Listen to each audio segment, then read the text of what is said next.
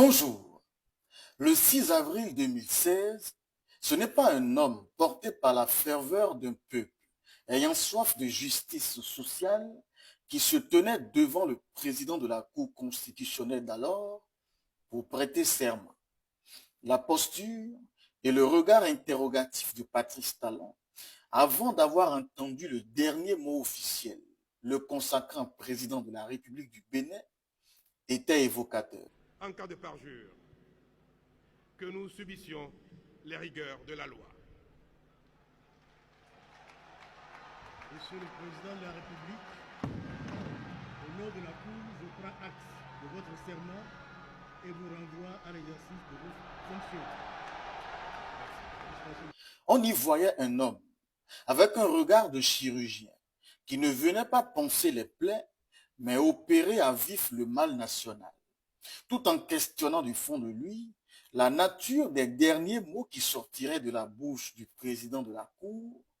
On lisait dans son regard celui d'un homme prêt à bondir vers sa mission, mais pris subitement dans une tension silencieuse, nourrie de coups de canon, comme celle d'un fauve en embuscade devant son destin.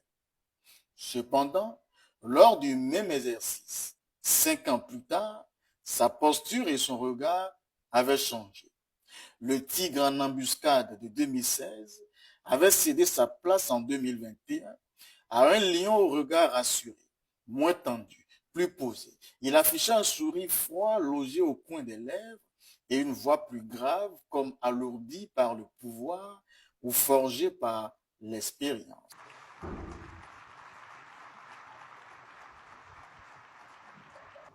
De nous conduire partout en fidèles et loyaux serviteurs du peuple. En cas de parjure, que nous subissions les rigueurs de la loi. Fermez le banc. Monsieur le Président de la République, nous vous adressons au nom des membres de la Cour constitutionnelle et en notre nom personnel nos chaleureuses félicitations et nos vœux de plein succès. À présent,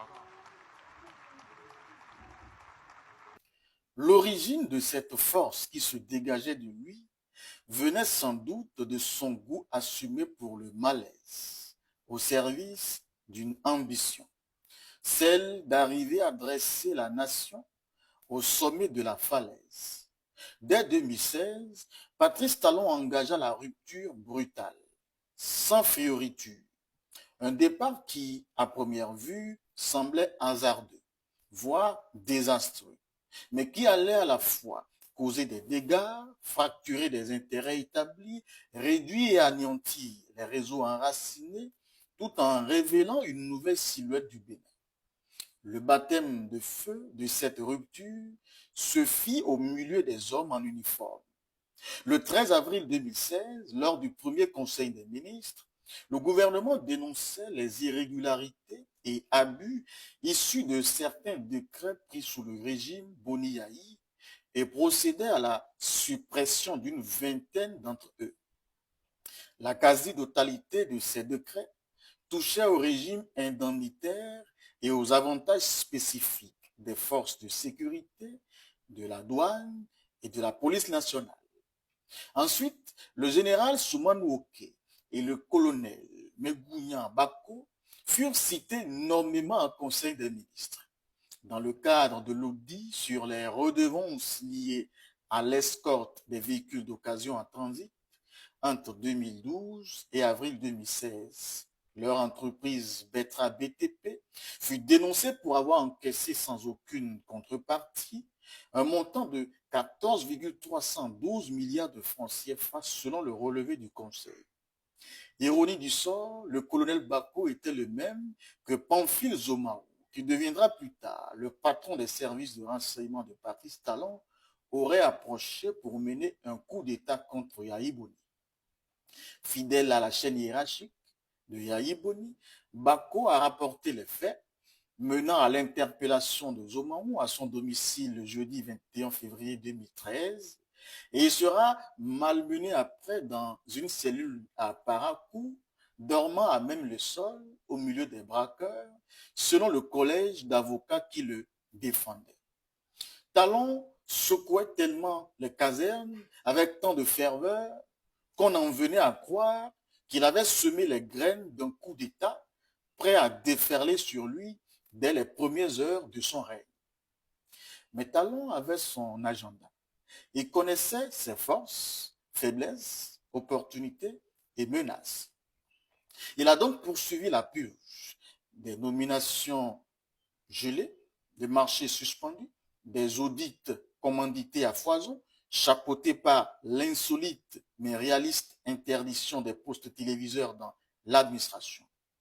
Ce chaos fondateur finira par accoucher d'une réforme politique d'envergure. Une réforme qui peu à peu alignera les pôles du pouvoir. L'Assemblée nationale, la Cour constitutionnelle, la présidence de la République.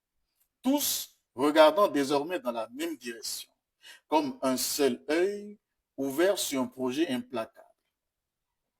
9 ans plus tard, le coup d'État tant attendu n'est jamais venu et Patrice Talon est encore debout, droit dans ses ambitions, viril dans sa posture, un peu solitaire dans sa démarche. Un libérateur pour certains, un dompteur pour d'autres. Son rêve est en acier. Il ne promet pas le paradis, mais un serrage de ceinture. Il n'est pas adepte de la tendresse, mais de la montée du mercure. Il a soulevé le pays comme un chirurgien soulève un organe malade, avec autorité, froideur et méthode. Il a fait autant de dégâts que de bien. Certains diront même plus de bien. Ce prince d'avril 2016, à vrai dire, n'a pas failli à ses promesses de bâtisseur. Seulement, à force de construire sans laisser respirer les murs, il a élevé un pays solide, mais qui transpire. Et l'oxygène, jour après jour, ne fait que se réduire. Alors que s'annonce peut-être le dernier printemps de son règne, le Bénin regarde ce prince d'avril 2016 et se demande en silence que nous réserve-t-il encore dans sa régence. C'était votre chronique contre jour. Merci pour l'attention et à demain.